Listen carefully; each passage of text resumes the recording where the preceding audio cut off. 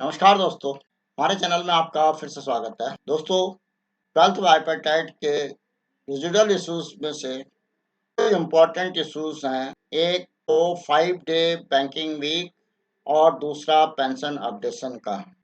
इन दोनों मुद्दों पर यूएफबीयू द्वारा हाल में आईबीए से किसी भी दिन वार्ता करने के लिए कोई आग्रह नहीं किया गया, जबकि छोटे-छोटे मामले जैसे कि पीएलआई वाला मामला है, ग्रुप इंश्योरेंस वाला मामला है, उनके लिए आईबीए की तरफ से कई मीटिंग की जा चुकी हैं और जो ये 2 मेजर इश्यू हैं, इनको ठंडे बस्ते में रखा हुआ है। हाल ही में मैं एक कम्युनिकेशन देख रहा हूँ कि जिसमें लेटर लिखा गया है आरआरबी के मर्जर के लिए कि स्पॉन्सर्ड बैंक में मर्जर कर दिया जाए। आइए उस लेटर की ओर आपके साथ चर्चा करें। All India bank employees association द्वारा 27 जून को लेटर जारी किया गया है। ये सर्कुलर नंबर है 29/107/2024/49। ये लेटर एड्रेस किया गया है to all office bearer state federations all India bank wise organisations dear comrades AIB and ABOC demand merger of RRB with sponsored bank. We reproduce here in the text of joint letter by AIB and ABOC addressed to the finance minister demanding merger of all regional rural banks with the respective sponsored bank. ये letter भी 27 जून का ही है। Address किया गया है Shrimati Nirmala Sitharaman, honourable minister of finance and corporate affair, government of India, new Delhi. Madam, merger of regional rural bank with the sponsored bank. All India Bank Officers Confederation and All India Bank Employees Association, representing the collective voice of more than 6 lakh bank employees, like to bring to your kind attention our demand for merger of regional rural banks RRBs with their respective sponsored bank for ensuring all overall efficiency and viability of banking sector. The grounds of our demand are set out here in below.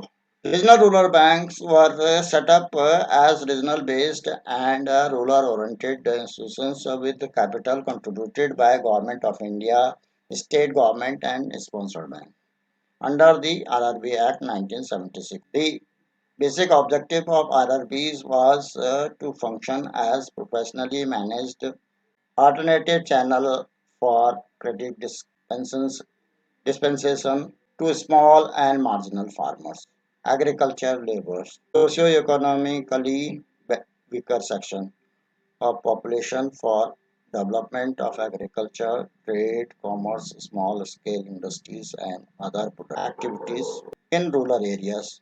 RRBs are expected to mobilize resources and deploy it locally, thus playing a significant role in developing the rural economy. ये तो fact है कि RRB का purpose commercial bank के मुकाबले different था और ये रूरल ओरिएंटेड था। एग्रीकल्चर सेक्टर में ज़्यादा फोकस करने के लिए और वीकर सेक्शंस को सपोर्ट देने के लिए आरआरबी का गठन किया गया था और उनका रोल कमर्शियल बैंक से बिल्कुल डिफरेंट है और वो आज भी वही है। Here are now 43 RRBs sponsored by 12 scheduled commercial bank with around 22,000 branches with operation extending to 30 crore deposit accounts approximately and 3 crore loan account approximately covering 702 districts. All the public sector banks except Punjab and Sindh Bank sponsored one or more RRB. J&K Bank is the only private sector bank to sponsor an RRB. 92% of RRB branches are located in rural and semi-urban areas. The RRB are following Basel I norms for determining their capital adequacy in the context of emerging risk management challenge. Adherence to Basel I norms is considered inadequate and globally the banking system is gradually shifted to Basel III norms of provisioning requiring infusion of further core capital. अब ये एक important factor है कि RRB की capital base कम है और जिसकी वजह से उनको अभी बेसल वन ही नॉर्म्स फॉलो कर रहे हैं और बाकी कॉमर्शियल बैंक को बेसल थ्री नॉर्म्स फॉलो करने हैं। अगर आरआरबी को कॉमर्शियल बैंक्स में मर्ज कर दिया जाता है तो उनको ज़्यादा कैपिटल की ज़रूरत पड़ेगी, ज़्यादा फंड्स की ज़रूरत पड़ेगी। तो ये बहुत बड़ा इशू सामने रहेगा। और जैसे कि पिछले पॉइंट में भी इन्होंने कहा कि 92% of RRB branches are located in rural area and semi urban area. अगर इनको मर्ज कर दिया जाता है तो कॉमर्शियल बैंक का जो कल्चर है वो अर्बन ओरिएंटेड ज़्यादा है और आरआरबी का जो कल्चर है वो रूरल ओरिएंटेड है। तो कल्चरल क्लैश होने की वजह से भी मैनेजमेंट को प्रॉब्लम आएगी। दूसरा ये प्रॉब्लम बेसल नॉर्म फॉलो करने के लिए भी प्रॉब्लम आएगी, जिसको कि लेटर लिखते वक्त इन यूनियंस ने या एसोसिएशन ने नहीं सोचा होगा। Financial year 2021-22 was a watershed year in the context of RRBs as Government of India decided to infuse rupees 10,890 crore with the 50% sharing by the Government of India, 35% from the sponsored bank and 15% from the state government. This is a sharp contrast to the total capital infusion by all stakeholders of rupees 8,393 crore over a period of 45 years. ये तो fact है कि जो initially जो RRB establish हुए थे उस time कम capital से शुरू कर दिया गया है। आज जो कैपिटल इन्फ्यूजन किया गया है वो आज के रिक्वायरमेंट के हिसाब से किया गया है। तो इसमें कोई बहुत बड़ा एक कोई चैलेंज नहीं है। ये सर्कमस्टांसेस को देखते हुए ही ये इन्फ्यूजन की ज़रूरत पड़ी थी और ये इन्फ्यूजन नहीं होता तो आरआरबी का सर्वाइवल मुश्किल हो जाता। However, this infusion of capital by government remains inadequate for such RRBs, numbering around 16, whose CRAR are either negative or lower than mandatory 9%. Need for maintaining a healthy CRAR will be further accentuated with the projected increasing credit flow to the rural sector. This will create a serious viability issue for RRB, which can only be mitigated by merging with the sponsored bank. The merged entity will be able to access the capital market, reducing its dependence on the budgetary support, which will be beneficial for fiscal management of the government. अब इस point को देखते हुए ऐसा लगता है कि क्या इन दोनों ऑर्गेनाइजेशन या यूनियन को गवर्नमेंट की तरफ से कोई संकेत मिला है कि आप ऐसी चिट्ठी लिखिए, क्योंकि गवर्नमेंट इसमें 50% सेंट्रल गवर्नमेंट है और 15% स्टेट गवर्नमेंट है। इस तरह से 65% गवर्नमेंट का शेयर है और 35% बैंक्स का शेयर है स्पॉन्सर्ड बैंक का। अगर इन बैंकों को स्पॉन्सर्ड बैंक में शामिल कर दिया जाता है तो जो स्पॉन्सर्ड बैंक की जो अपनी कैपिटल एडुकेसी है उस पर भी फर्क पड़ेगा और जो इन बैंकों के काम की नेचर है उसमें गवर्नमेंट की इंटरफेरेंस बहुत ज़्यादा होती है। तो गवर्नमेंट के बजटरी सपोर्ट की ज़रूरत सेपरेटली ज़रूरत पड़ेगी, ना कि कॉमर्शियल बैंक इसका बर्डन बेयर करें। तो मेरा तो ये मानना है कि ये आर्गूमेंट बिल्कुल आरआरबी के जो ओरिजिनल एक्ट है उसके खिलाफ है और ये कहीं पर भी रीजनेबल नहीं है। साथ ही स्पॉन्सर्ड बैंक का रोल इसमें काफ़ी लिमिटेड रहता है। उनको केवल डायरेक्शंस या कॉमर्शियल एक्टिविटीज़ को चलाने के लिए उनका रोल होता है, ऑपरेशनल रोल है। बाकी जितना भी पॉलिसीज़ हैं वो गवर्नमेंट की होती हैं या स्टेट गवर्नमेंट की होती हैं जिनको इम्प्लीमेंट किया जाता है और उसके लिए डायरेक्शंस जो है वो नाबार्ड की तरफ से ही मिलती हैं। अगला जो पॉइंट है उसमें लिखा है, major Challenge for improving operational efficiency of RRB stems from the fact that the RRB are under dual control of NABARD and sponsored by. While the day-to-day operational management of RRB are being looked after by senior executive from sponsored bank who are otherwise acclimatized to work under the regulatory framework of RBI and DFS, fail to deliver their best in the different regulatory frame. It is imperative that for ensuring desired level of operational efficiency is a duality of control over RRB should end and they should be brought under the operational and regulatory framework as being practiced by the sponsored bank and the same can be ensured by the merger of these two entities.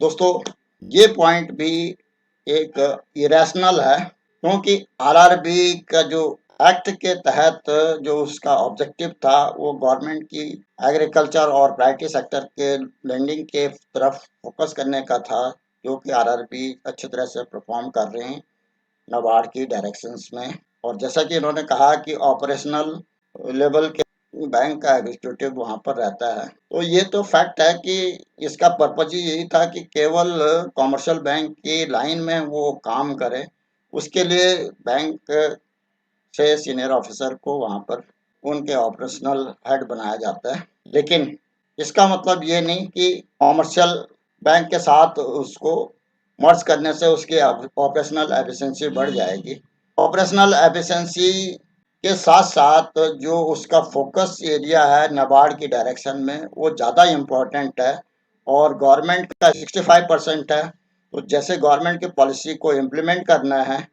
Better focused manner में तो commercial bank के पास merger से जो government का M है वो fulfil नहीं होगा इस संबंध में भी मेरा ये मानना है कि ये जो आर्गुमेंट दिए जा रहे हैं इसका कोई लॉजिक नहीं है और ये सिर्फ यूएसयू बैंक के जो एम्प्लॉयज हैं या जो ऑफिसर्स हैं उनको उनका ध्यान डाइवर्ट करने के लिए ही ये एक लेटर लिखा गया है जबकि जो मेजर इशू है पीएसयू बैंक के वो 5 डे बैंकिंग वीक है दूसरा पेंशन अपडेशन के लिए सुटेबल MOU साइन कर RRBs are asked to upgrade their technological platform to the higher version as is prevailing in the sponsored bank. Work of technological upgradation is underway in all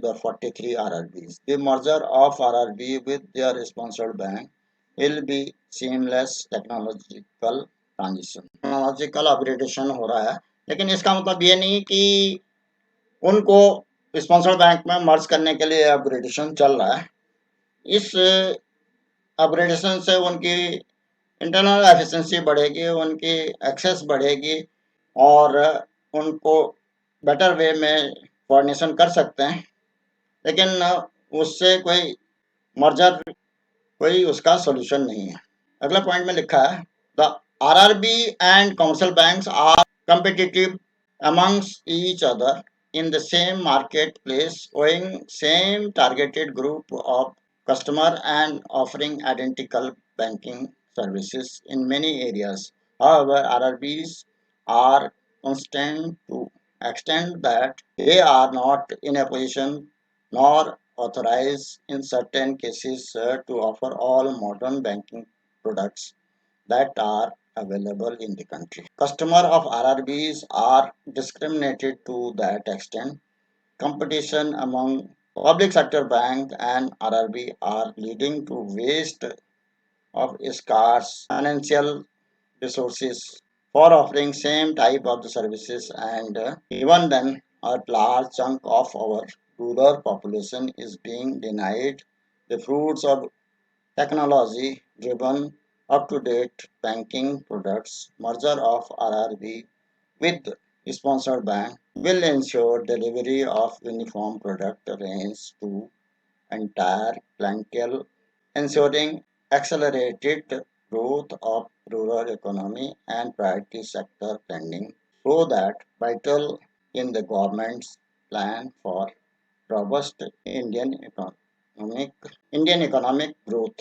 दोस्तों, इनके जो हर point में एक contradiction है जो कि original RRB की policy से कंट्रडिक्ट कर रही है। आरआरबी की जो पॉलिसी है वो रूरल एरिया को फोकस करने के लिए है और आरआरबी को इसीलिए बनाया था कि जो कमर्शियल बैंक हैं वो रूरल एरिया में पूरी तरह से फोकस नहीं कर पाते और उसकी वजह से जो रूरल और प्राइवेट सेक्टर्स एडवांसेस हैं या जो वीकर सेक्शन को सपोर्ट दी जानी चाहिए वो पूरी तरह से नहीं मिलती। तो वो नाबार्ड के डायरेक्शंस में आरआरबी को ये सब अलग ढंग के काम करने के लिए इक्विप्ड किया गया है। और जैसे कि पहले ऊपर के पैराग्राफ में उन्होंने कहा कि 92% काम ये रूरल एरिया में करते हैं। अगर आरआरबी को कमर्शियल बैंक के साथ मर्ज कर दिया जाए तो फिर जो स्टाफ है या जो भी है उनको मूव मूव कराना पड़ेगा दूसरे एरिया में जो कि अपने पर्टिकुलर एरिया में काम करने के आदी हैं। जो ट्रांसफर पॉलिसीज हैं, जो रूरल अर्बन का इम्बैलेंस हो जाएगा, वो सब चीज़ें जितने भी हैं वो कमर्शियल बैंक के लिए प्रॉब्लम ज़्यादा क्रिएट करेंगी बजाय कि कोई गवर्नमेंट के जो स्कीम्स हैं उनके लिए फोकस एफर्ट्स। जहाँ तक बात है कि सारे प्रोडक्ट आरआरबी को देने की जरूरत नहीं है।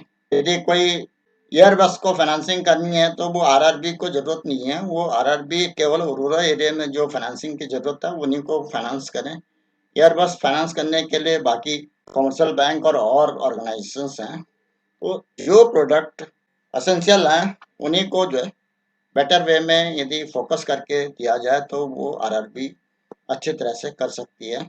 इसलिए इसकी इंडिपेंडेंट आइडेंटिटी बनी रहनी चाहिए। Merger of RRB with their sponsored bank will update the skill of RRB employees to modern banking practices and effectively address the issue of staff shortage in the both RRBs and the sponsored bank. Such integration in HR will also be seamless as the salary structure and other privileges enjoyed by the officers and employees of RRB are broadly same and they are also exposed to work culture of their respective sponsored bank for all operational support extended over the last 45 years. इसमें भी फिर contradiction है कि RRB का जो salary structure है वो अलग अलग स्टेट में अलग अलग है। कहीं स्टेट के स्केल्स दिए जाते हैं, कहीं सेपरेट स्केल है आरआरबी के एम्प्लॉयज़ के और ऑफिसर्स के। तो ये कहना बिल्कुल भी तर्क संगत नहीं है कि आरआरबी के स्केल कमर्शियल बैंक या स्पॉन्सर्ड बैंक के बराबर ही हैं और इसमें कोई दिक्कत नहीं आएगी। दूसरी चीज़ ये है कि मॉडर्न बैंकिंग की फैसिलिटीज़ के लिए प्रैक्टिस के लिए उनको ट्रेनिंग देने के लिए स्पॉन्सर्ड बैंक की ड्यूटी है और स्पॉन्सर्ड बैंक देता रहता है। तो ट्रेनिंग वाला पार्ट जो है वो स्पॉन्सर्ड बैंक की रिस्पॉन्सिबिलिटी है, वो अपना पूरा करता रहेगा। लेकिन जहाँ तक गवर्नमेंट की पॉलिसीज़ को इम्प्लीमेंट करने की बात है तो आरआरबी का स्ट्रक्चर एक सेपरेट ही रहे तो वो अपने आप में ठीक रहेगा। Moreover, proactive step of merging RRBs with their respective sponsored bank will facilitate enhanced supervision, governance, and accountability, ensuring greater sustainability of the entire banking sector. जहाँ तक बात है मर्जर की, काफ़ी वीकर कमर्शियल बैंक को ही मर्ज करके बड़ा बैंक बनाया गया है। अगर आरआरबी को भी फिर से किसी कमर्शियल बैंक में मर्ज कर दिया जाता है तो शायद उस कमर्शियल बैंक की फिर से वायबिलिटी जो है वो खतरे में पड़ सकती है और फिर उनको भी फिर से मर्ज करना पड़ेगा। The multifarious advantages that follows from merger of RRB with their sponsored bank make us unequivocal our demand for a complete merger which will ensure a complete transformation by combining the with the rural trend of declining growth in CASA deposit and more efficient credit delivery system for benefit of entire rural population. इसमें फिर से contradiction है। जहाँ तक मेरा मानना है कि आरआरबी के मर्जर से रूरल पॉपुलेशन को जो बेनिफिट अभी आरआरबी दे रहे हैं वो कमर्शियल बैंक फिर भी नहीं दे पाएंगे और अल्टीमेटली रूरल पॉपुलेशन को इग्नोर किया जाएगा, क्योंकि आज की डेट में जितने भी कमर्शियल बैंक हैं उनका फोकस अर्बन सेक्टर में ज़्यादा रहता है, रूरल सेक्टर में कम रहता है। और ये इस टाइप की बायस्ड अप्रोच की वजह से ही आरआरबी का सेटअप किया गया था। तो इसलिए आरआरबी का जो स्ट्रक्चर प्रेजेंट स्ट्रक्चर है उसकी एफिशिएंसी ट्रेनिंग से बढ़ाई जा सकती है। स्पॉन्सर्ड बेटर ट्रेनिंग प्रोग्राम दें, उनके टेक्नोलॉजी डेवलप करें, सब कुछ करें, लेकिन उनकी एंटिटी को डिस्टर्ब नहीं किया जा सकता है। अगर आरआरबीज को कमर्शियल बैंक में मर्ज कर दिया जाता है, नाबार्ड की तरफ से यदि कोई भी डायरेक्शंस दी जाती हैं तो कमर्शियल बैंक उस तरह से उसको फोकस नहीं कर पाएंगे जैसे कि आज की डेट में आरआरबी कर रहे हैं। We therefore urge upon government to merge all RRBs with respective sponsored bank. तो ये रूपम राय जी जनरल सेक्रेटरी हैं एबॉक के और सी एच वेंकटचलम जी जनरल सेक्रेटरी हैं आई बी ए के, इन्होंने साइन किया है ये लेटर। दोस्तों, इस तरह से जो ये मर्जर वाला लेटर अभी भेजा गया है, इसके जितने भी आर्गुमेंट हैं मैं उनसे कहीं पर भी सहमत नहीं हूँ और ये एक मात्र